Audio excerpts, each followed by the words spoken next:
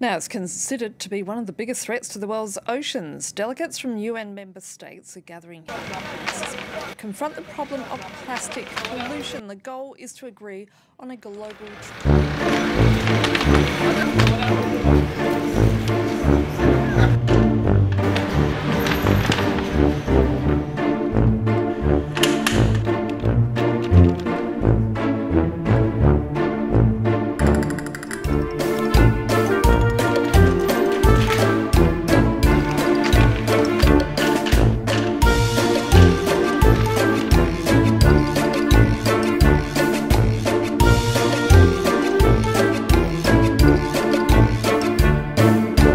If given a chance, your plastic would choose to be put to more beneficial use. Choose recycling.